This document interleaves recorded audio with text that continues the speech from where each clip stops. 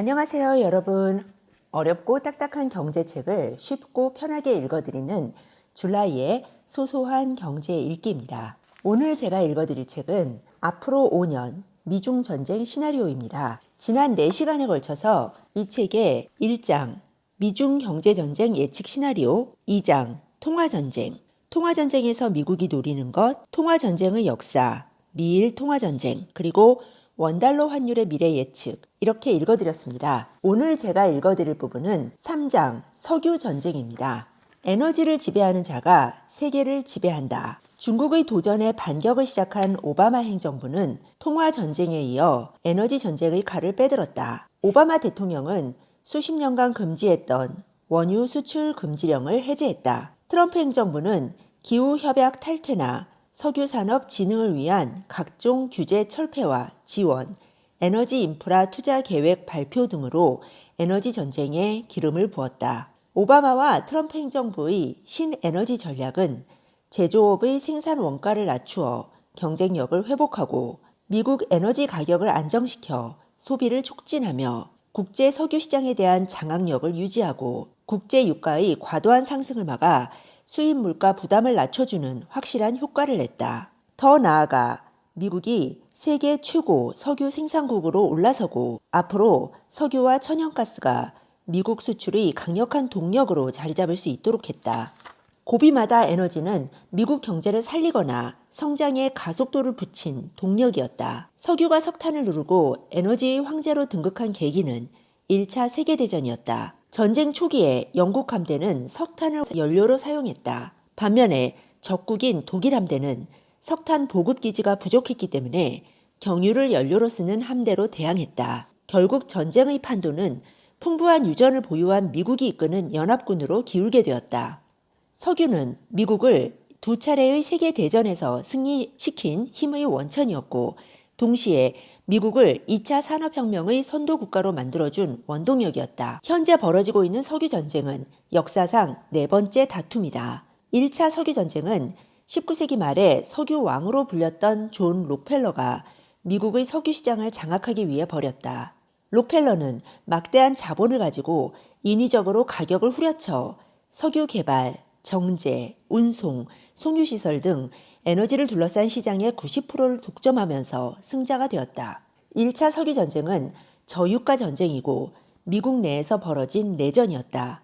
1차 석유전쟁에서 승리한 록펠러의 약탈적 독점은 그리 오래가지 못했다. 티오도어 루스벨트 대통령이 반독점법을 만들어서 1911년에 록펠러의 스탠더드 오일을 36개의 독립회사로 해체했다. 하지만 록펠러의 영향력은 쉽게 사라지지 않았다. 강제로 분해된 스탠더드 오일은 세븐 시스터즈라고 불린 7개의 석유회사로 화려하게 부활했다. 뉴저지 스탠다드 오일, 뉴욕 스탠다드 오일, 캘리포니아 스탠다드 오일, 텍사코, 걸프 오일, 브리티시 페트롤리엄, 로열 더치 쉘, 이 7공주는 반독점법 시행 이후에도 겉으로는 따로 속으로는 한 몸처럼 움직이는 강력한 카르텔을 형성했다. 이들이 다시 한번 저유가 전쟁을 일으키는데 이것이 바로 2차 석유전쟁이다.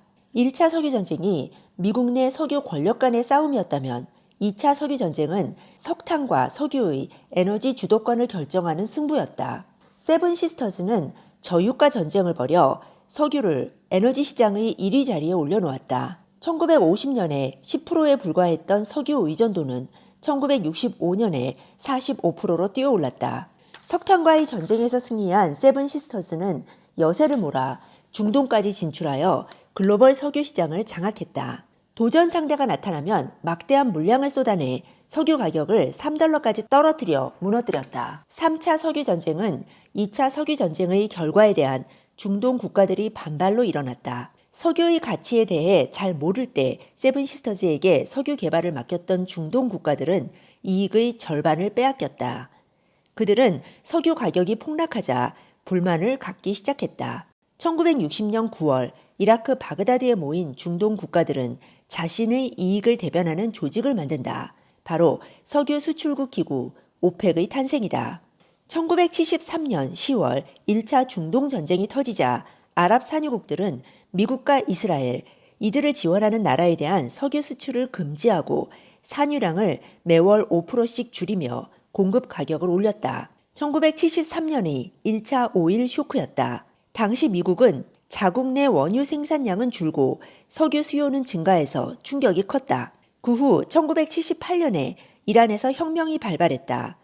혁명 기간에 유전에서 파업이 일어나면서 하루 560만 배럴을 공급하던 이란의 석유 수출이 전면 중단되자 1979년 2차 오일 쇼크가 세계를 덮쳤다. 원유 가격은 30달러까지 치솟았다.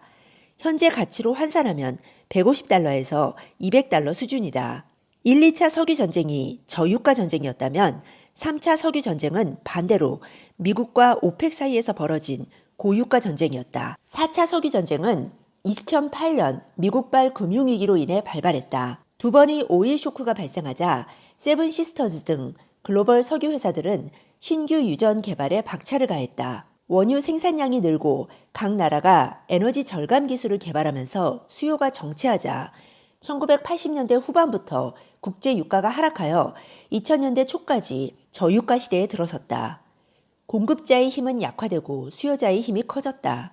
그런데 2008년 미국발 금융위기가 발발하기 몇 년 전부터 20년간 유지해오던 장기 저유가 추세에 큰 변화가 일어나기 시작했다. 전 세계에 부동산과 주식 등 자산 버블이 일어나면서 소비가 부풀어 올랐다. 투자 시장이 빠르게 끌어오르면서 신흥국 경제 성장의 상징으로 등장한 브릭스에도 거대한 거품이 부풀어 올랐다. 여기에 중국의 도시화가 가속화하면서 부동산 건설 붐이 일어 원유를 비롯한 자원 가격이 폭등했다. 국제 원유 가격은 한때 배럴당 150달러까지 치솟았다.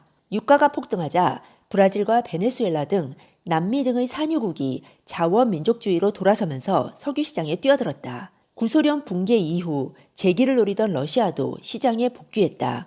국제 석유 시장은 미국, 오펙, 러시아, 신흥국 등 4강 체제로 전환되었다. 기존의 절대 강자였던 미국과 오펙이 시장을 그대로 놔둘 수 없었다. 금융위기의 심각한 위험 국면이 진정되자 2011년에 배럴당 110달러 선까지 회복했지만 이제 미국과 오펙이 공급량을 늘리며 본격적인 석유 전쟁을 시작했다. 저유가 석유 전쟁의 재현이었다. 2000년대 초 석유 가격이 천정부지로 치솟을 때 러시아와 신흥 산유국들은 자원 민족주의를 앞세워 서구의 대형 석유 개발 회사들을 쫓아내고 자국에 매장된 원유를 담보로 무리하게 빚을 내어 석유 장사를 시작했다. 그 덕에 복지와 소비를 늘려 풍족함을 누리던 이들에게 위기가 닥쳤다. 러시아와 신흥 산유국이 보유한 유전은 대부분 해저 2km가 넘는 초심해 유전이거나 상품성이 낮고 정제 비용이 높아서 최소 배럴당 100달러를 받아야 수익성이 있다. 2014년부터 유가가 다시 폭락하여 배럴당 30달러 선까지 무너지자 신흥 산유국의 경제가 무너졌다. 여기까지가 4차 석유 전쟁의 전반전이다. 전반전에 벌어진 대결 국면은 크게 두 가지 전선이 복잡하게 얽혀 있었다. 대결의 한 축은 미국과 오펙의 수장인 사우디아라비아가 새로운 경쟁자로 부상한 러시아와 신흥 산유국을 시장에서 몰아내려는 저유가 전쟁이다. 다른 한 축은 사우디아라비아를 중심으로 한 전통 원유와 미국을 중심으로 한 새로운 원유, 셰일 오일의 대결이다.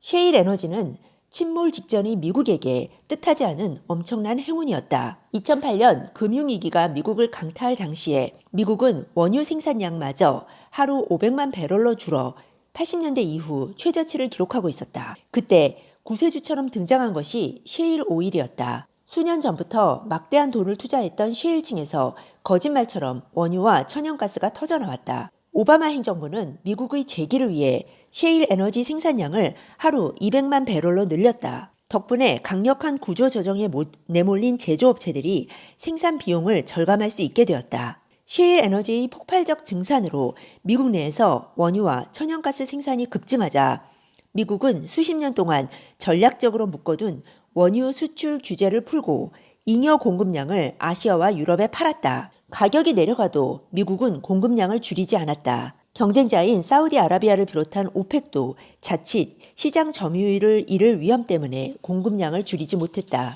이렇게 공급량은 느는데 수요는 거꾸로 움직였다. 세계 경제 위기의 여파로 중국 등에서 수요가 급감했다. 또 시간이 갈수록 연료 효율이 개선되고 천연가스로 수요가 대체되며 석유 수요 자체가 줄었다. 결국 국제 유가는 폭락했다. 네, 오늘은 앞으로 5년 미중 전쟁 시나리오의 3장 석유 전쟁을 읽어드렸습니다. 다음 시간에는 소련을 격침시킨 20세기의 석유 전쟁을 읽어드리겠습니다. 오늘 읽어드린 내용이 도움이 되셨으면 잊지 마시고 구독 버튼과 좋아요 버튼 꾹 눌러주세요. 좀 더 편하게 소소한 경제 읽기를 받아보실 수 있습니다. 네, 여러분 들어주셔서 감사합니다. 그럼 다음 시간에 뵙겠습니다.